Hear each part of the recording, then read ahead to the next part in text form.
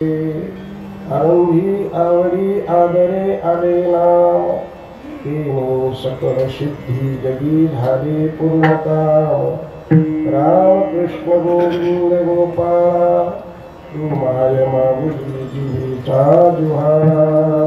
प्रस्तुत स्त्री प्राप्त प्रसंगी शाळाप्रमाणे आपल्या हिंदवी संस्कृतीप्रमाणे अतिशय सुंदर असा एक उत्सव सण, त्याचे नाव आहे दिवाळी।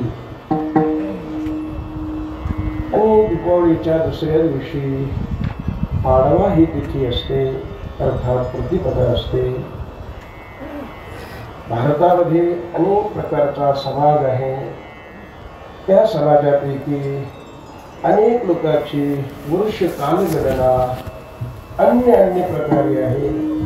त्यामध्ये शक अनेक पद्धतीने आहेत आणि त्यापैकी आज एक शक सुरू होतो आणि मग त्या शकाचा आज पहिला दिवस आहे। वह्या लिहिणारी व्यापारी वर्ग या मंडळीचा शक प्रारंभ होतो। अशा प्रकारचा संवत सुरू होणारा पहिलं एक मंगलमय दिवस आहे।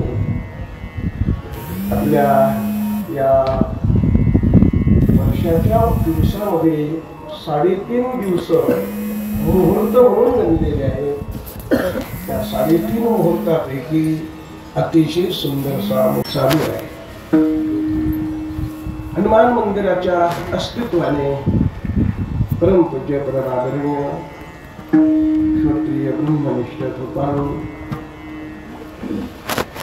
परमपूज्य परमादरणीय वैकुंठवासी क्षत्रिय ब्रह्मनिष्ठ कृपाळू रघुनाथ महाराज गुरुजी परभणीकर त्यांचा सहवास त्यांच्या जीवनामध्ये लाभला।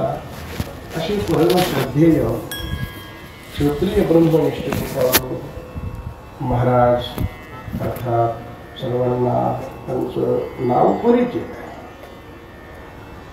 महाराजांचं वास्तव या मंदिराच्या माध्यमातून या पटांगणामध्ये झालं आणि हनुमानजी सह महाराजांचं अस्तित्व इथे झाल्यामुळे इथे एक सुंदरसं पवित्र वेदांत भगवंताचं नाम संकीर्तन भक्तिबाई वेदांत अधिक भक्ती वारकरी संप्रदायाचं अतिशय महत्त्वाचा एक भाग आहे, घटक आहे। आणि या दृष्टीने या पवित्र स्थानावर भक्तिमय कार्यक्रम नेहमी होत असतात। वेदांताचे चिंतन पाठ वगैरे इथे अनेक वर्षापासून चालू होते। परमपूज्य महाराजांचं शरीर थकत चाललेलं आहे, वृत्ती परब्रह्माशी संलग्न झालेली आहे आणि त्यामुळे आता पाठ सांगण्याची व्यवस्थाही शिल्लक राहिलेली असो। अशा या पवित्र मंगलमय वातावरणामध्ये या पाडव्याच्या निमित्ताने सर्वांना आमंत्रित केलेलं आहे। सर्व इथे उपस्थित असणारे कीर्तनकार मंडळी, गायनाचार्य, मृदंगाचार्य, भागवताचार्य, रामायणाचार्य, विनोदाचार्य, अनेक पैलूने परिपक्व असणारी मंडळी इथे सगळी उपस्थित आहेत। श्रुत वर्ग पुढे उपस्थित आहे। सर्वांचे वेदांताचे ग्रंथ तयार आहेत। अनेक ग्रंथामध्ये निष्णात असणारी ही सगळी मंडळी आहेत आणि बरेच मंडळी ग्रंथ तयार जरी नसली तरी वृत्तीने मात्र परमात्म्याशी जोडलेले आहेत आणि वृत्तीने परमात्म्याशी जोडणं हे एक महत्त्वाचा भाव संप्रदायातला आहे, वैष्णवांच्या मांदियाळीमध्ये आहे। अशी ही वैष्णवांची भव्य दिव्य मांदियाळी समुदाय इथे उपस्थित झालेला आहे। त्याचं कारण सर्वांना परिचित आहे, देव आहे। त्याचं कारण देव आहे, पण नुसता देव नाही, चांगलं देव आहे।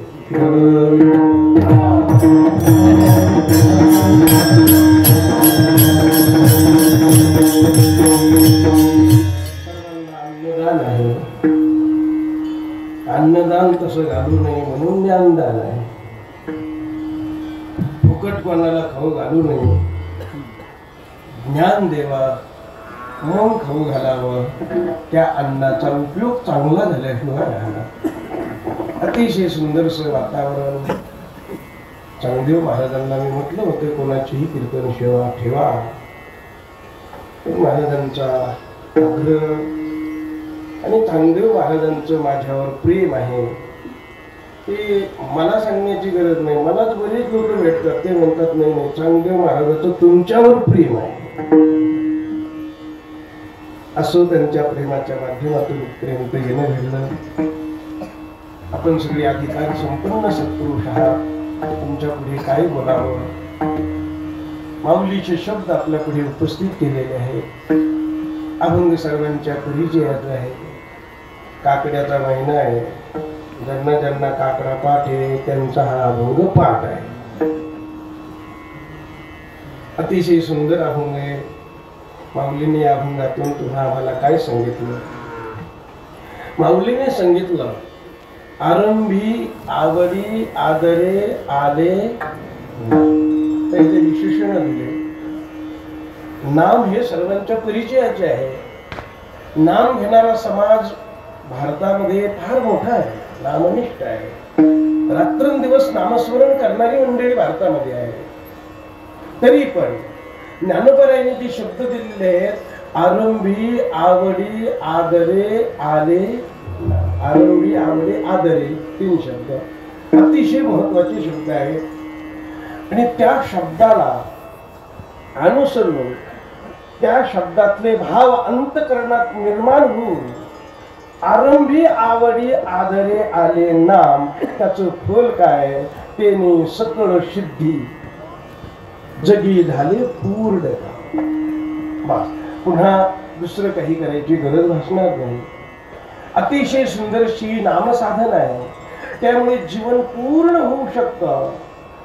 नाम कोणतं म्हणाल असा जर प्रश्न पुढे येत असेल तर ज्ञानोबरायांनी नाम आपल्याला सांगितले.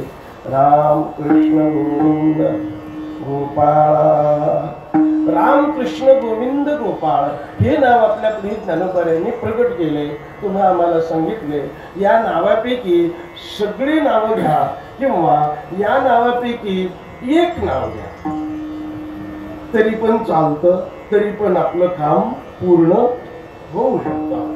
किंवा या नावापैकी आपल्या संप्रदायाच्या शास्त्राच्या विचारांती जर विचार लक्षात केला, या नामापैकी नाही घेता आलं तर दुसरं एखादं तुम्हाला आवडून ते घ्या. तुम्हाला जे जमून ते घ्या. फक्त ज्ञानोबरायाने त्याचे आपल्याला प्रतीक भावात्मक काही शब्द आपल्या पुढे दिले आणि ते अतिशय महत्वाचे नाम असल्यामुळे ज्ञानोबरायाने ते पुढे मांडले. राम कृष्ण गोविंद गोपाळ. पुढचे शब्द असे तू माय माऊली जीवीचा जिव्हाळा. आता ज्ञानोबराय नामासंबंधाने विचार आपल्याला देतात. पण नामासंबंधाने विचार देत असताना इथे ज्ञानोबराय असा एक आपला भाव निर्माण होतो या अभंगाच्या अर्थाच्या संबंधाने की ज्ञानोबराय देवाच्या पुढे उभे असावे असा एक भाव निर्माण होतो की हे देवा तू माय माऊली जीवीचा जिव्हाळा. की देवा तू माझी माय आहेस, माऊली आहेस आणि माझ्या जीवीचा जिव्हाळा आहे. म्हणजे ज्ञानोबराय देवाच्या समोर बोलतात असा एक भाव याच्यातून निर्माण होतो. आणि म्हणून तू माय माऊली जीवीचा जिव्हाळा, कारण तू माझी माय आहे, जीवीचा जिव्हाळा आहे, माझं तू स्वरूप आहे. कारण पुढचं चरण काय सांगतो? तुझी नामे सकळ. या पुढच्या इथून पुढे म्हणजे हे 3 टोक संपल्यानंतर 4थं टोक जे अभंगाचं लागतं त्याच्यावरून असं लक्षात येतं की ज्ञानोबराय देवाच्या समोर उभे आहे की देवा तू माझं हृदय आहेस, जीवीचा जिव्हाळा आहेस आणि तुझं नाम आम्ही घेतल्यामुळे तुझ्या नामामुळे आमच्या जीवनामध्ये आमच्या वृत्तीमध्ये कुठलाही संशय विपर्यास दुराग्रह काही शिल्लक राहिलं नाही. संशय फुटला, सगळे संशय माझे निवृत्त झाले. तुझे नामे सकळ संदेह पिटला आणि बाप रुक्मादेवीवरून श्री विठ्ठला. म्हणजे एकंदरीत ज्ञानोबराय देवाच्या पुढे उभे आहेत. देवाच्या पुढे असं सुंदर बोलतात आणि तुझ्या नामामुळे माझ्या जीवनात संशय राहिले नाही, तू म्हणजे माझं हृदय आहे आणि तुझं नाम म्हणजे जगामध्ये पूर्णत्व परिपूर्ण होणारं अर्थात परिपूर्ण जीवन करणारं एक साधन आहे आणि त्या नामामुळे हो तू मला चांगला कळाला, तू माझ्या हृदयात आहेस हेही मला चांगलं कळालं, तू पुढे उभे आहेस हेही मला चांगलं कळालं आणि तूच माझं स्वरूप आहे आणि हे सगळं एकंदरीत तुझं स्वरूप तुझं नाम आहे आणि तुझ्या नामामुळे हो मला हे माझं जीवन पूर्ण झालं किंवा आम्ही जरी असं जीवनाची पूर्ण करण्याचा प्रयत्न केला तरी या साधनेने आपलं जीवन पूर्ण होऊ शकतं असं दृढ निश्चयाने नामसंकीर्तनाचं महत्त्व सांगणारा हा अभंग आहे.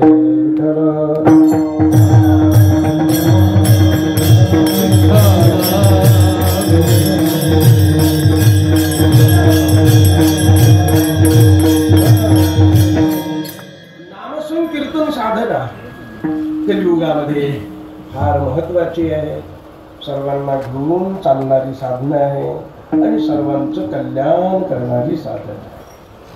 म्हणून नामसंकीर्तन हे भारतभर मोठ्या आवेशाने केल्या जातं. जगभर नामसंकीर्तनाचा फार मोठा प्रचार होत आहे, होत राहील. कारण कलियुगामध्ये तुम्हा आम्हाला उद्धाराचं साधन, सर्व जीवाला जीवनमुक्तीपर्यंत घेऊन जाणारं साधन नामसंकीर्तन आहे असे साधू संतांची लाखोने प्रमाण आहे. नामसंकीर्तन साधन पै सोपे जळतील पापे जन्मांतरीचे तुका म्हणे महापातकी पतित भूती जीवन मुक्त हे रामा.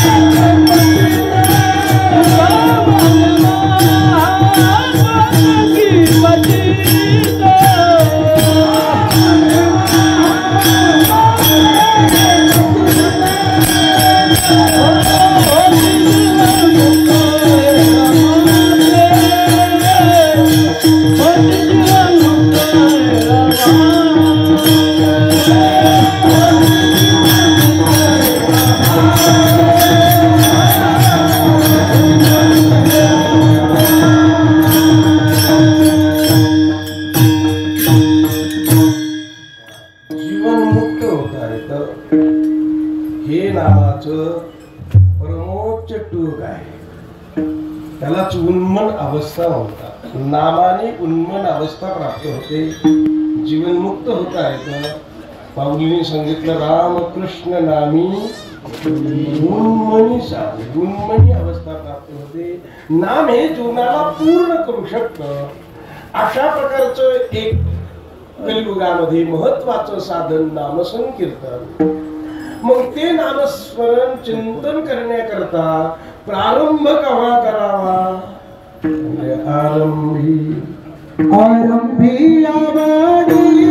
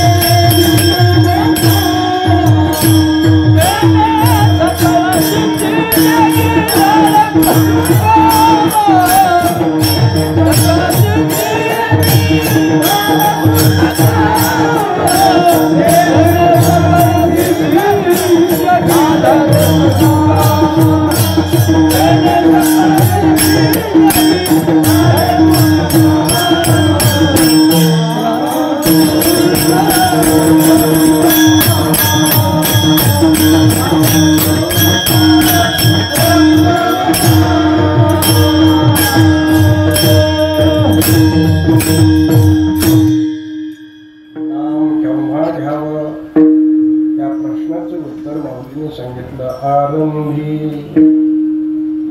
सगळ्याला माहिती आहे आरंभ कशाला म्हणतात. एखाद्या कार्याला सुरुवात करणं म्हणजे आरंभ.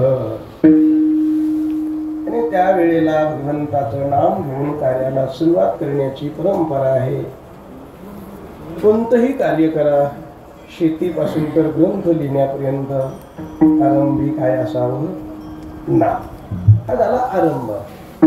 सर्वसाधारण कर्माच्या आरंभाचा, कर्माच्या आधी मध्य अंती नाम असावं, म्हणजे कर्म निर्विघ्न पार पडतं. दुसरा एक भाव लक्षात घ्या.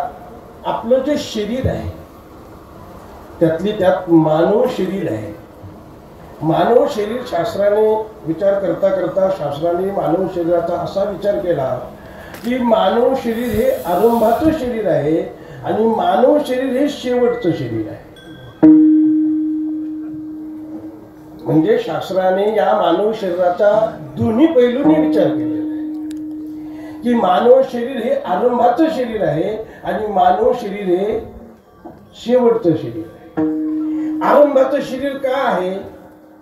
कारण संचित प्रारब्ध क्रियमान ह्या कर्माचा विचार लक्षात घेतल्यानंतर मानव नुसत्या संचितातल्याच कर्मावर जगत नाही, तर त्याला प्रयत्नाची गरज असते. म्हणजे क्रियमानाला मानवाला प्राधान्य आहे.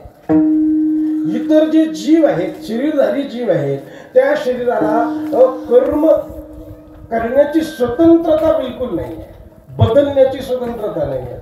म्हणून मानव शरीर महत्वाचं का या प्रश्नाचं उत्तर असं आहे की मानव शरीरामध्ये बदल करण्याकरिता व्यवस्था आहे. बाकी शरीरात बदल करता येत नाही. गाढवं, कुत्रे, मांजरं हे जे काही सगळे जीवजंतू आहेत त्यांच्या कर्माने तिथे त्यांना जन्म दिला, मरेपर्यंत तिथेच राहावं लागतं. त्या जन्मात काही क्रांती आणि बदल करता येत नाही. कुत्रे, मांजरं, गाढवं यांना बदल करता येत नाही. बदल करणारा फक्त मनुष्य आहे, बुद्धिवान प्राणी, अतिश्रेष्ठ प्राणी. बाकी कोणत्याच जीवाला बदल करता येत नाही. मी विनोदाने सांगत असतो, पहिल्या काळातले बैल आणि आताच्या काळातले बैल त्यांच्यात फारसा फरक झाला नाही. कारण पहिले बैल जे होते ते गोठ्यात राहत होते आणि आता बैलाने विचार करून बंगले बांधले का, त्यांना बदल करता नाही. पहिले गाढव होते इकडे तिकडे उकंडे घोळीत होते. आताच्या गाढवाने विचार केला उकंडे न खाता आता धाब्यावर जेवलं पाहिजे. असं गाढवाने कधी केलं? पहिल्या मांजरी होत्या घरात हिंडत होत्या. आताच्या मांजरीने विचार केला आणि महिला मंडळ जिल्हा परिषद सदस्य झाला, आपणही फॉर्म भरून पाहू. मांजरीने काही फॉर्म भरला नाही, कुत्र्याने काही बदल केला नाही. मानवाने कुत्र्यात बदल केला हे सोडून द्या. मानव कुत्र्याला घेऊन हिंडायला लागले ते सोडून द्या, पण कुत्र्याने काही बदल केला नाही.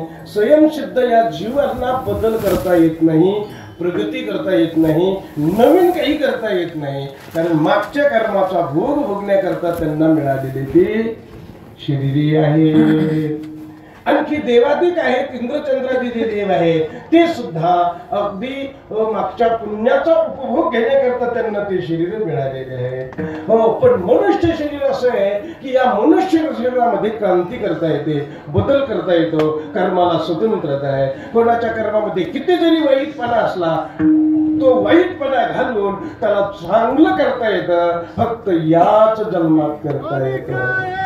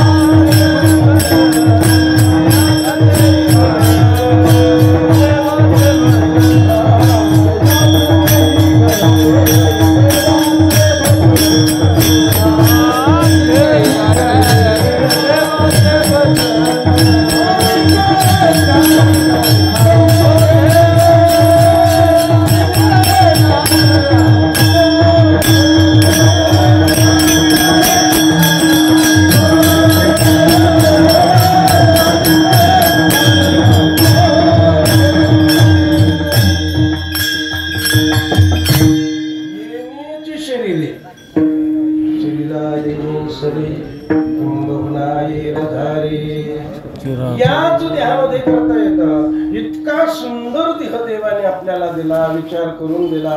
भागवतामध्ये नाथ महाराजांनी त्याचं वर्णन केलेलं आहे, सर्व संतांनी वर्णन केलेलं आहे. सगळ्यांच्या वळ्या पाठ आहेत, त्यांच्या जास्त पाठ असेल त्यांनी ध्यानात आणा. नाथ महाराज माझ्यापेक्षा जास्त पाठावाली मंडळी येते म्हणून आपापलं ध्यानात आणा.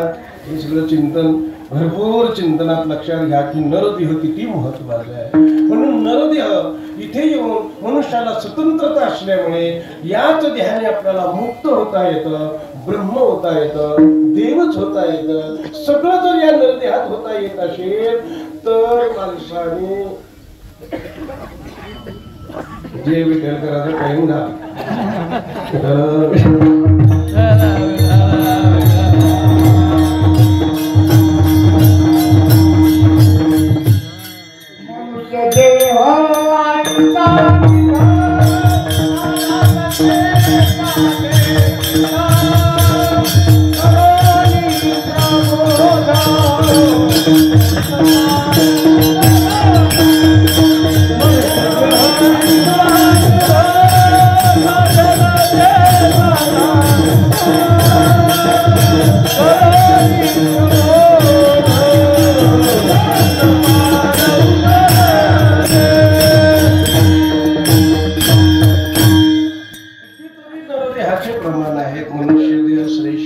उत्तम आहे. ब्रह्मज्ञान करून घेता येतं, मुक्त होता येतं. अतिशय सुंदर हा देह असल्यामुळे या देहात येणं म्हणजे आरंभी.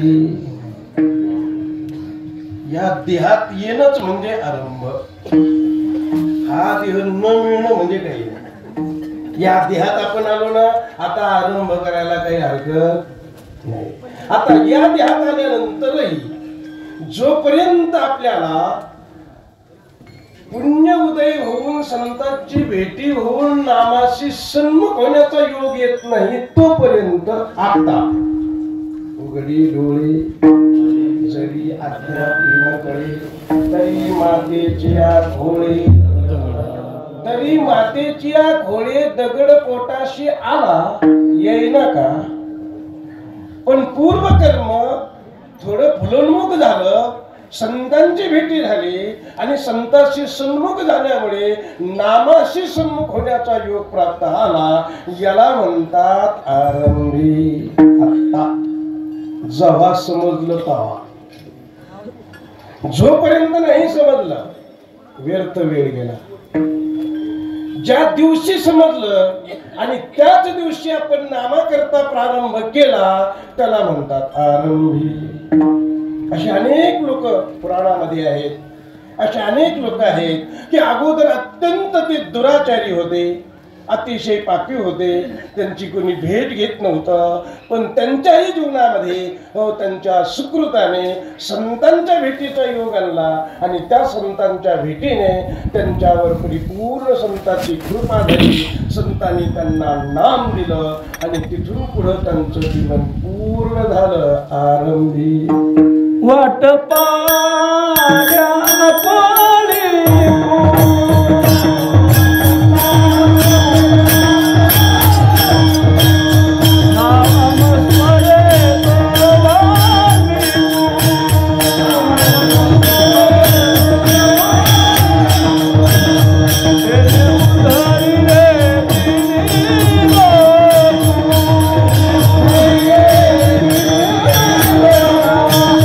आपण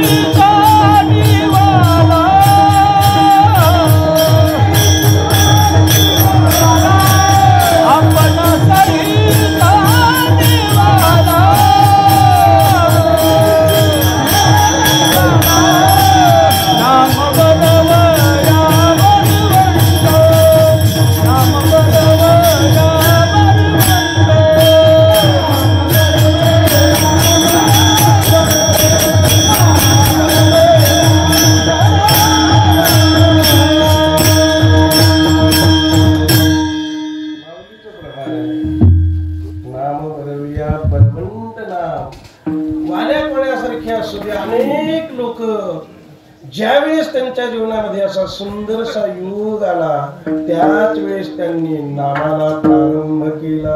आरंभी. आता पुढचा शब्द महत्वाचा आहे. नाम आलं, बऱ्याच लोकांच्या मुखातून नाम येतं. महाराष्ट्रभर भारतभर लोक नामस्मरण करणारी आहेत, पण त्या नामाने पूर्ण काम झालं असं म्हणणारे आपल्याला भेटत नाही. एखाद्याला विचारा की तुम्ही एवढ्या दिवसापासून नामस्मरण करता, तुमचं काम पूर्ण झालं का? असं आपल्याला सामान्य लोक सांगू शकणार नाही. सामान्य नामधारक सांगू शकत नाही. ज्ञानोबाराय तुकोबाराय हीच मंडळी सांगू शकतात की आमचं काम नामाने पूर्ण झालं. का पूर्ण झालं असावं त्यांचं काम? त्याच्याकरता हे मधले 2 शब्द आहेत, आदरे आणि आवडी. हे शब्द फार महत्वाचे आहेत. कारण नामधारक मंडळी जगामध्ये कितीतरी असतील, पण आदरे नाम आणि आवडी नाम हे घेणारे मात्र अत्यंत दुर्लभ आहेत. म्हणून नामसाधना सुलभही आहे आणि नामसाधनेने पोचणारे महात्म्य दुर्लभ आहे.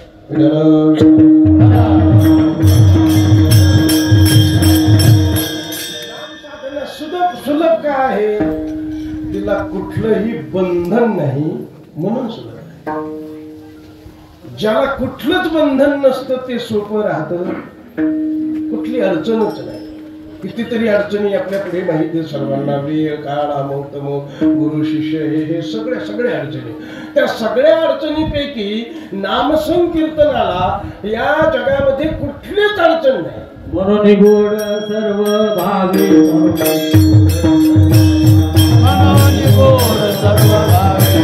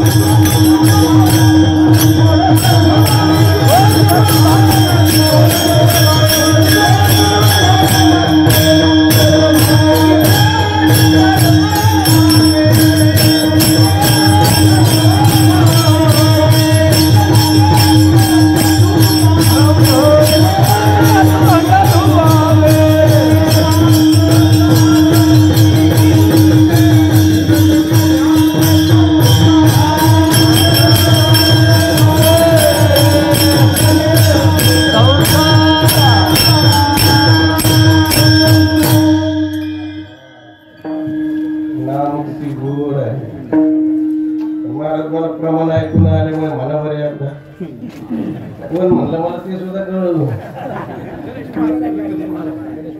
म्हणा म्हणून गोड सर्व भावे आंघोळी न लगे तोंड धुवावे अर्थ चालवी न लगे घ्यावे संस्कार. म्हणून नाम महत्वाचं आहे, सोपं आहे. आपल्या टाळ मृदंगाच्या गदारोळामध्ये ऐकू काही येतच नाही.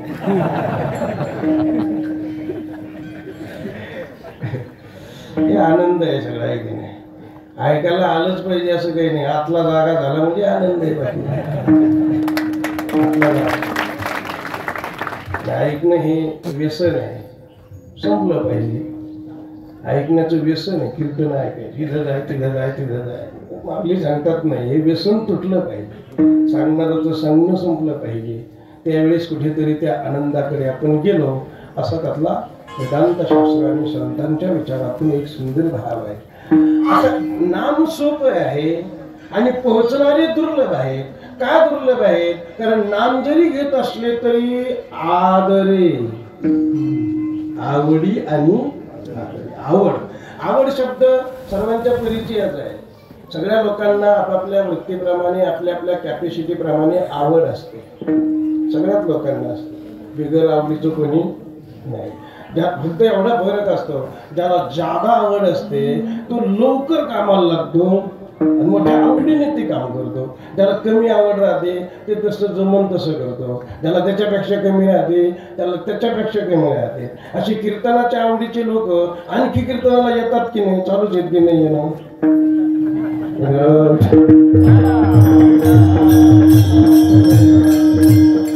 तुमच्या लक्षात आलं हे काय असं होतं? आवड आहे.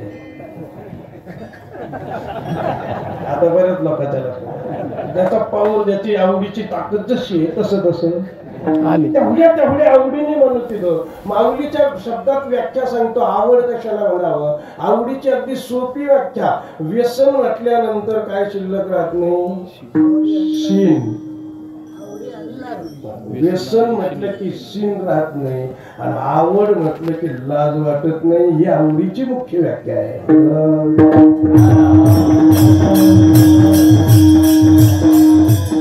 लाजून जर परमार्थ आपण करीत असाल तर अजून आपल्याकडे आवड निर्माण झालेली. माणसाला, नातवाला खांद्यावर घेऊन मारुतीच्या दर्शनाला जाण्यामध्ये लाज वाटते का? ज्ञानेश्वरी डोक्यावर घेऊन जर दर्शनाला जरा म्हणलं तर म्हणजे ज्ञानेश्वरी डोक्यावर घेऊन, गाथा डोक्यावर घेऊन जर दर्शनाला जायचं म्हटलं तर लाज वाटते. नातवाला खांद्यावर घेऊन साऱ्या गावात हिंडून येतो तरी काही वाटत का वाटत नाही? तुमच्या लक्षात आहे शब्द आवड. आवड फार महत्वाची आहे. ज्या माणसाच्या जीवनात आवड आहे, आवड म्हटलं की लाज संपलेली आहे. लाज, भय, शंका दुरावलेला, एवढ्या गोष्टीची निवृत्ती सह ज्याचं वागणं असं त्याला म्हणते आवड. भजन कीर्तनामध्ये नाचणारी माणसं आहेत. हो, एखाद्याची टोपी पडली तरी टोपीकडे लक्ष न देता काय करतो? नाचतच राहतो. त्याचं नाव आवड आहे. वाकडी थोडी झाली तरी बंद करून पुन्हा. अहो, इतके माणसं मी कधी कधी पाहिले, त्यांचा कासोटा भेटतो तरी ते नाचणं बंद करीत नाही.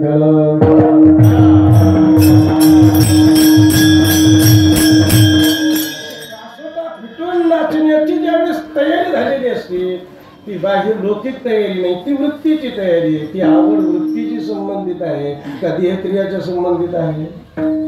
ती वृत्तीशी संबंधित आहे. म्हणून भगवंताचं नाम घ्यावं, पण कसं घ्यावं? आवडी. आणि आवडीने नाम जर घेतलं तर याची आवड जगातून आपल्या जीवनाशी, आपलं जीवन जगणं मरेपर्यंत कुठली चिंता करायचं कारण नाही. आवडीने भावी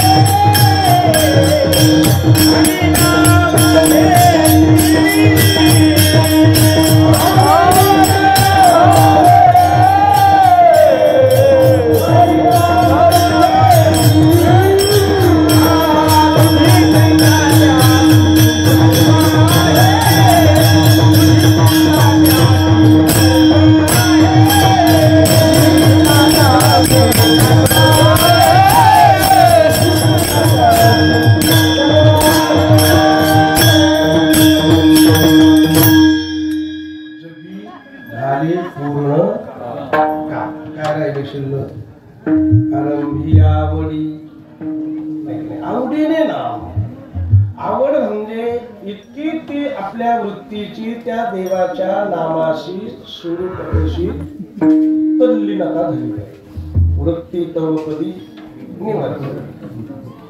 मी एक नाम घेणारा, माझ्या पुढे असणारा एक देव आणि नाम एक, ही झाली त्रिपुर. नाम घेणारा मी, माझ्या पुढे असणारा देव आणि त्याचं साधन म्हणजे नाम. ही त्रिपुटी जोपर्यंत शिल्लक राहते तोपर्यंत जगी पूर्ण काम झालं असं म्हणता येणार नाही. मग ज्यावेळेस आपली वृत्ती आहे तदाकार होऊन जाते, पुढे देवही शिल्लक राहत नाही, नामही शिल्लक राहत नाही आणि मी अहम हेही शिल्लक राहत नाही, अगदी एकच स्वरूप तयार होऊन जातं. त्यावेळेची जी अवस्था असते अर्थात मनही शिल्लक राहत नाही, त्यालाच म्हणतात उन्मन अवस्था. आणि ती उन्मन अवस्था प्राप्त होण्याकरिता भावना फार महत्वाची, आवड फार महत्वाची. आवडी. तिसरा शब्द दिला आदरे. अतिशय आदराने साधू संत सांगतात तुम्ही देवाचं नाम घ्या. नाथ महाराजांचा एक वासुदेव 3 चरणामध्ये नाथ महाराजांनी सांगितलं आदरे आदरे आदरे. दया परमार्थी चाड तिने सांगावी लिगा, धरून भजनाची चाड. नित्य नियम एक महत्वाचं आहे. नित्य नियम केला जातो पण आदरही केला जाईल हे सांगता येणार नाही. नित्य नियम आदरे. सांडी माडी प्रति ठाकी, वासुदेव नाम भोगी, मोक्ष येईल सुखी, नाम स्मरता आदरे. किती सुंदर अभंग आहे. रामकृष्ण वासुदेव हरी हाची दृढ भाव, अनेकाचा हेवा धुरी करी, आदरी रामकृष्ण वासुदेव. असं भगवंताचं भजन करत चल. आदराने कर. आदर सर्वांना नाहीच आहे, सर्वांच्या परिचयाचा शब्द आहे की योग्य समय योग्य कालावधीमध्ये योग्य गोष्टी संबंधाने केलेला जो आपल्याशी अंतकरणातल्या सात्विक भावातून केलेला जो स्वीकार आहे की नाही, त्याचं नाव आदर आहे. म्हणून माऊलींनी सांगितलं असं जर आपण नामस्मरण केलं, आरंभी म्हणजे या नरदेहात, आरंभी म्हणजे या क्षणाला, ज्या क्षणाला कळालं त्या क्षणाला, तेव्हापासून मोठ्या आदराने मोठ्या प्रेमाने अगदी आपली वृत्ती तदाकार करून जर भगवंताचं भजन केलं तर जगी झाले पूर्ण काम. त्याचं पूर्ण काम होतं. त्याला दुसरी कुठलीही साधना करायची गरज नाही, दुसऱ्या साधनेकडे जाण्याची गरज नाही. म्हणून हे नाम अशा पद्धतीने घेता आलं पाहिजे.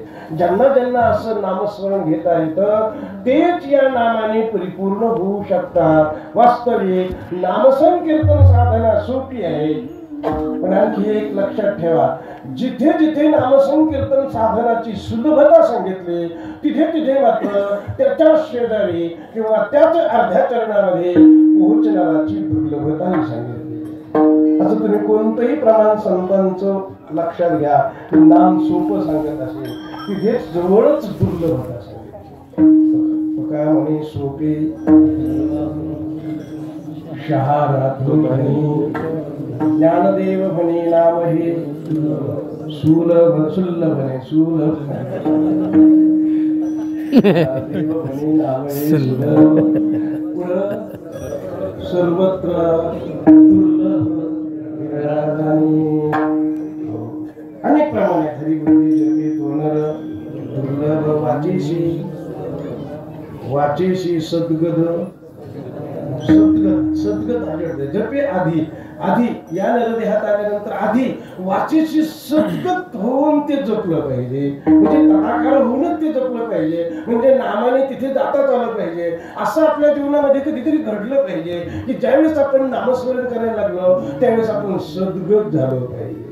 सद्गत शब्द परिचयाचा आहे, तुमच्या सर्वांच्या अनुभवाचा आहे. बऱ्याच वेळेला माणसाला सद्गतीचे अनुभव येतात, पण भगवंताच्या भजन कीर्तनात येणारी मंडळी थोडी आहे. पण काही काही गोष्टी ऐकून काही भाव ऐकून कधी कधी माणसं सद्गत होतात. बोलणं थांबल्या जातं, वाचा खुंटीत होते, नेत्रातून जळ येतं, अंगावर रोमांच येतात, केस टाईट होतात, त्याला आपल्या शास्त्राने अष्टसात्विक भाव म्हणते. आणि असे अष्टसात्विक भावाची निर्मिती होणं म्हणजे नामाचा अनुभव येणे. ज्या ज्या व्यक्तीला जिथे जिथे गेल्यानंतर आश्वासन कीर्तनामध्ये भगवंताच्या नामस्मरणामध्ये असे अष्टसात्विक भावाचा जर उद्वेग झाला, अष्टसात्विक भाव जर निर्माण झाले, तर नामदेव महाराजांच्या गाथेत एक असं प्रमाण आहे. नामदेव महाराज म्हणतात देवदर्शन म्हणजे काय, हेच याच भावामध्ये तदाकार होणं आणि त्याच्यात मस्त राहणं हेच देवदर्शन आहे. जगी झाले पूर्ण, हीच पूर्णता आहे. म्हणून पूर्णता म्हणजे काय नेमकं हे आपल्याला कळायला पाहिजे. आपण सद्गत झालं पाहिजे. म्हणून एक नाम हरी द्वैत नाम दुरी कुसरी विरळा दानी एक तत्व नाम दृढ धरी मना. मग हरीला तुझी करून येईल, हरी तुझ्यामध्ये येऊन बसेल आणि एकदा हरी तुझ्याशी एक रूप झाला रे झाला की मग आनंदाला कमतरता नाही. जगी झाली पूर्ण काम. आणि नाम घेताना राम कृष्ण हरी विठ्ठल केशवा किंवा हरे राम राम राम असे अनेक शब्दाचे मंत्र आहेत, अनेक अक्षराचे मंत्र आहेत. अगदी शून्यापासून एक नावापासून तर हजारो नावं आपल्याला भगवंताचे पाहायला मिळतात.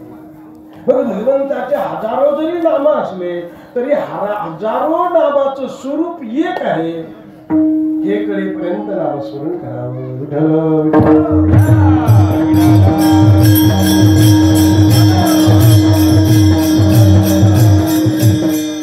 संप्रदायाचा मंत्र आहे रामकृष्ण हरी. आपण वारकरी संप्रदायातले माणसं म्हणत राहतो रामकृष्ण हरी. जी मंडळी ही रामकृष्ण हरी म्हणत असताना देवाचं ध्यान करीत असतील, ते कोणत्या देवाचं ध्यान करीत असतील? बरोबर आहे. काही मंडळी विठ्ठलाचं करीत असतील, काही रामाचं करीत असतील, काही कृष्णाचं करीत असतील, काही हरीचं करीत असतील. राम कृष्ण हरी. काही मंडळी त्यांच्या राम म्हटलं की राम ध्यानात येतो, कृष्ण म्हटलं की कृष्ण ध्यानात येतो, आणि हरी म्हटलं की हरी ध्यानात येतो. हरी म्हणजे कोणता देव येतो? त्याचा काही मिळ नाही.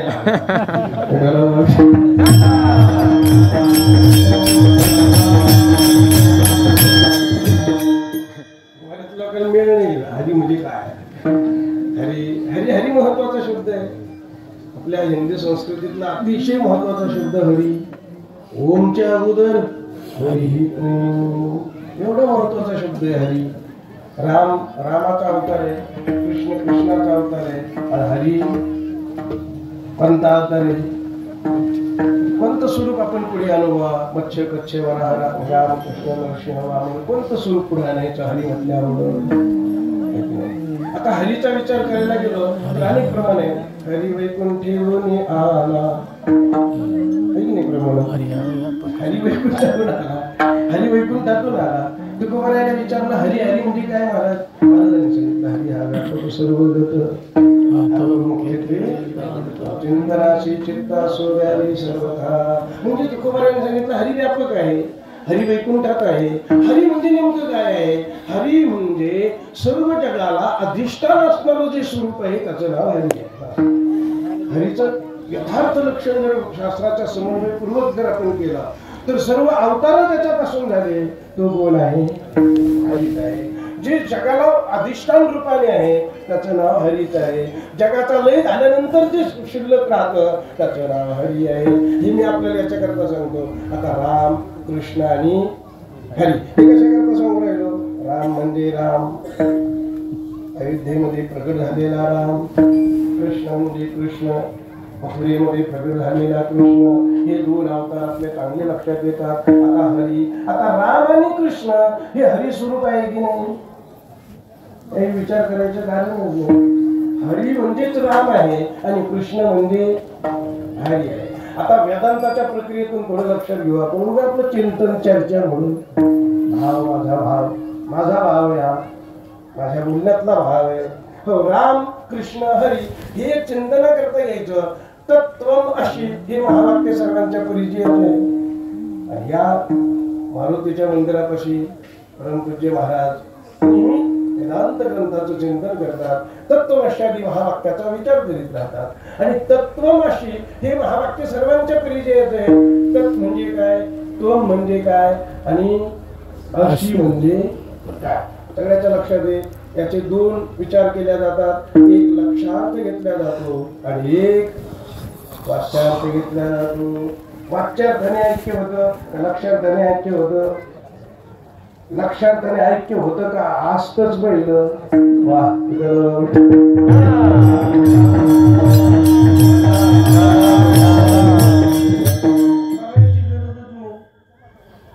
लक्षार्थाने ऐक्य त्याचं आहे.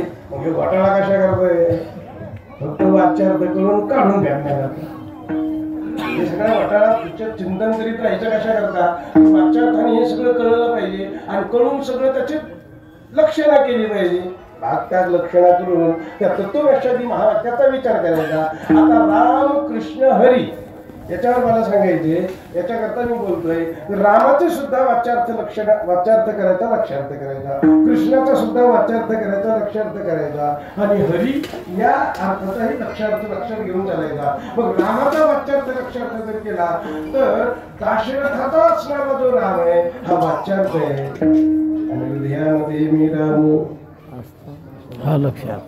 सगळ्या संतांनी दोन प्रकारच्या रामाला नक्कीच मान्य केलेले आहे. सर्वाघटी खूप प्रमाण सापडतील आपल्याला की सर्वांच्या हृदय देशामध्ये जो आहे तो एक राम आहे. आणि दशरथापासून अयोध्या हे सगळं रामायण हा एक राम आहे.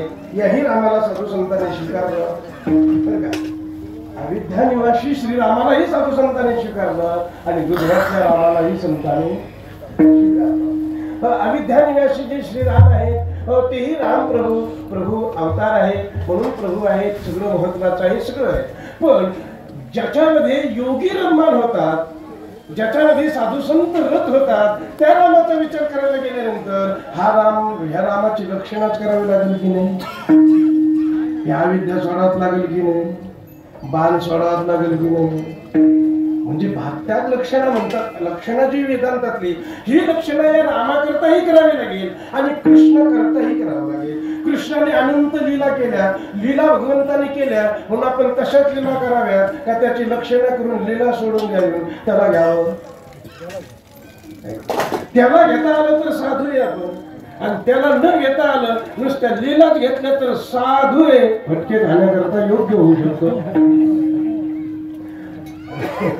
म्हणजे तो समजून जर कृष्ण घेतला तर आपलं कल्याण आहे, आणि न समजून जर कृष्ण स्वीकारला तर त्याच्यात आपली अधोगती होण्याची शक्यता आहे, भ्रष्ट होण्याची शक्यता आहे.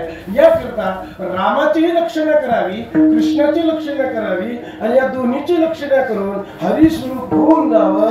त्याला म्हणतात हरिरूप झाले.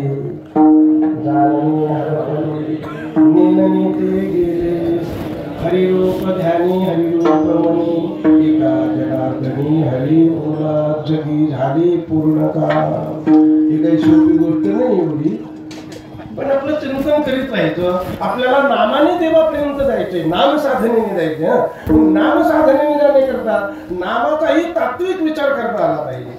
ज्या लोकांना नामाबद्दल काहीच कळत नाही, विठ्ठल विठ्ठल विठ्ठल हरे हरे हरी दिंडी चालले, महाराज लोक पुढे भजन करतात, महिला मागे रामकृष्ण हरी म्हणून चालतात. विचार त्या भावनेने करतात, श्रद्धेने करतात.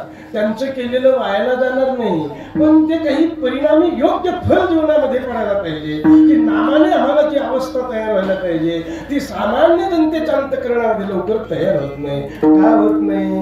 कळालेलं नाही म्हणून.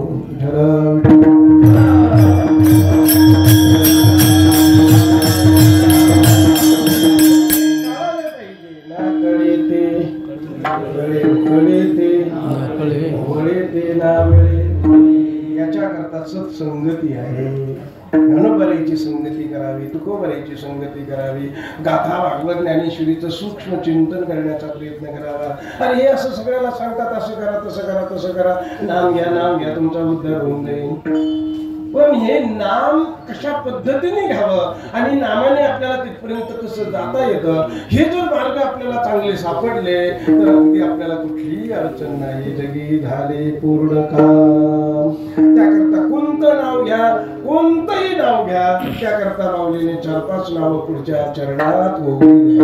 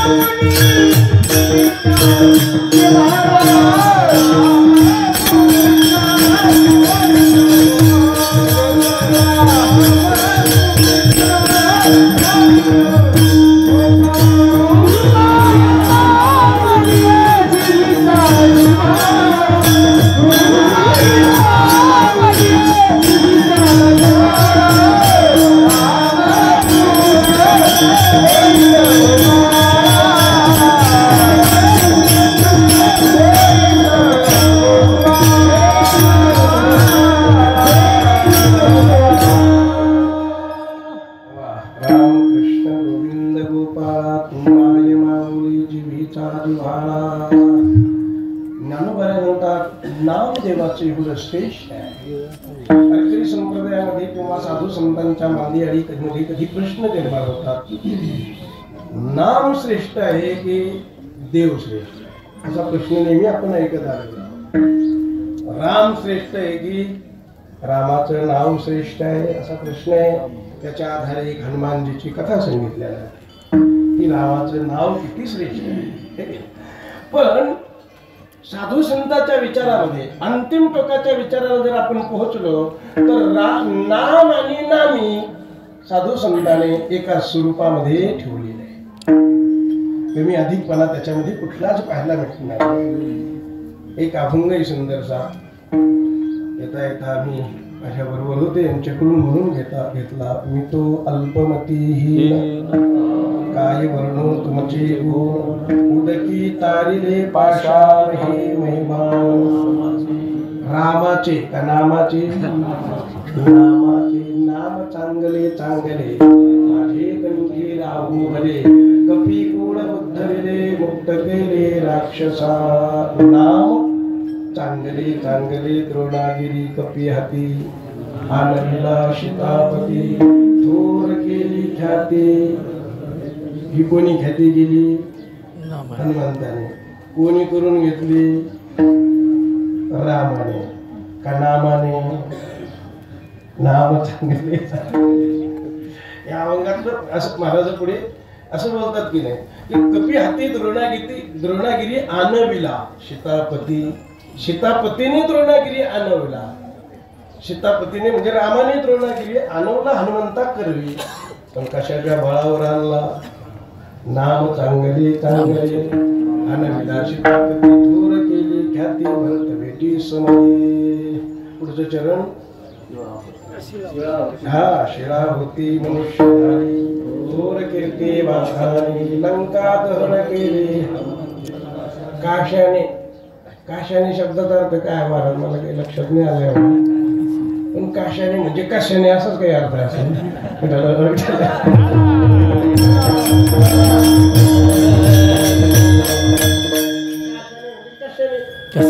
रामाने का रामाच्या नामाने. नाम चांगले चांगले म्हणजे या अभंगामध्ये राम जानकी जीवन, राम योगी याचं धन आहे राम आपलं स्वरूप आहे. तुकोबाराय म्हणतात मी त्यांचे चरण वंदितो.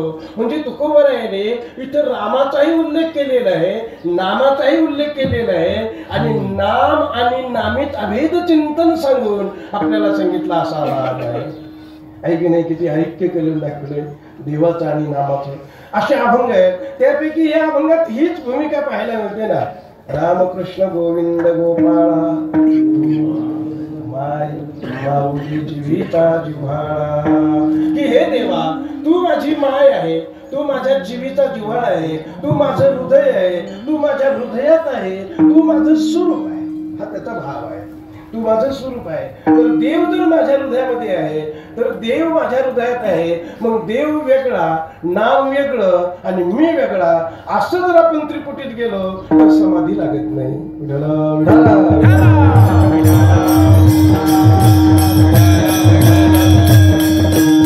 समाधी केव्हा लागते? अद्वय भजने अखंड स्मरणे वाजावी करतारी एका जनार्दनी मुक्त होय तत्काळी. मग आपण चिंतन करत असताना इथे ज्ञानोबा आहे देवाच्या समोर बोलतात असं जरी दिसत असलं तरी इथे ज्ञानोबा रायला हे सांगायचं की हे नामा नाम स्वरूप असणाऱ्या परमात्म्या. कारण देवाला रंग नाही, रूप नाही, गाव नाही, काही नाही, काही नाही, सगळं सोडायचंय. देवाचं शरीर जर सोडायचं असेल तर देवाचं नाव ठेवायचं का? नावही सोडायचं. नाम रूप संपला पाहिजे आणि त्याच्यात चित्त आपलं एकरूप झालं पाहिजे. म्हणून तू माझ्या माऊली जीविता जिव्हाळा. माझं हृदय म्हणजे तू आहेस, माझं स्वरूप म्हणजे तू आहे. आणि अशा नामरूपामध्ये जो रंगलेला असतो तोच खरा भगवत भक्त असतो किंवा नामापर्यंत जाऊन पोहोचलेला असतो. रामकृष्ण गोविंद गोपाळा माय माऊली जीविता जिव्हाळा. आता तिसऱ्या चरणात महाराज तुझी नामे सगळा संदेह भेटला, तुझी नामे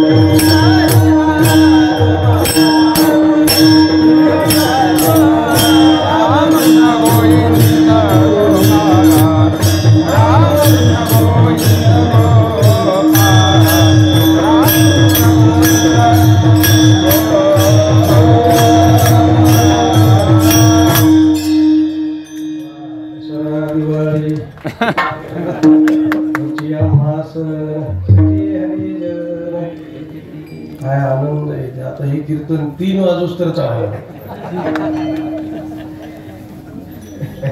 कारण ही सगळी मूर्ती उभा राहिलेल्या ज्या आहेत ना ते अतिशय गुणवान मंडळी आहेत, कलाकार आहेत, गायक, वादक, पाठ, पाठांतर, वेदांत अतिशय सर्वांचा तयार असल्यामुळे एका एकाला थोडी थोडी संधी देणं ही गरजेचं आहे. ते बघा सगळ्यांना इथे हाजरी लावायची.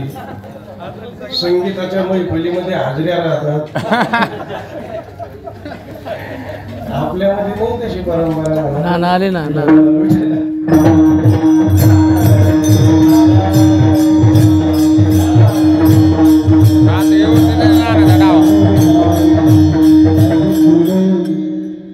सुंदर मैफल आहे. काकडी महाराजांनी चांगला योग आणला, सर्वांना फोन करून बोलवलं आणि खरी दिवाळी ही साजरी झाली. घ्यायला नाही म्हणजे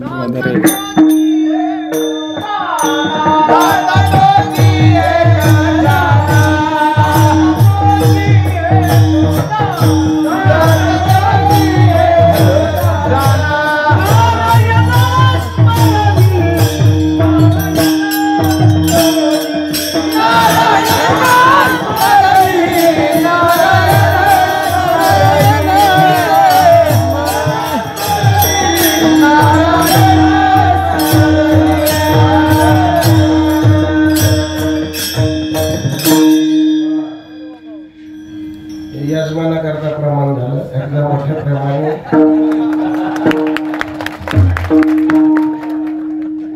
आता मी टाळी वाजवू, मुखाने नामस्मरण करू. मी काही लांबवणार नाही. आता किती वाजले? टाइम परिपूर्ण झालेला आहे. एकदा विठोबा रुक्माईचं भजन सर्वांनी करायचं. कोणीच मागे राहायचं नाही. तुम्ही म्हणते ना आम्हाला चान्स मिळालाच नाही. सर्वांना संधी आहे. महिला मंडळ पुरुष सर्वांनी भजन चांगलं करायचं. भजन करताना बाहेर पाहायचं, आत पाहायचं. बाहेर पाहायचं. भजन करताना आत पाहायचं. आत पाहायचं म्हणजे तीच भजन देवापर्यंत पोहोचतं. आतमध्ये परमात्मा आहे आणि त्या श्री विठ्ठलाला, रामकृष्णाला, गोविंदाला आपल्या स्वरूपाच्या अवस्थेत पाहून सुंदर भजन करूया. सगळे जण मिळून विठोबा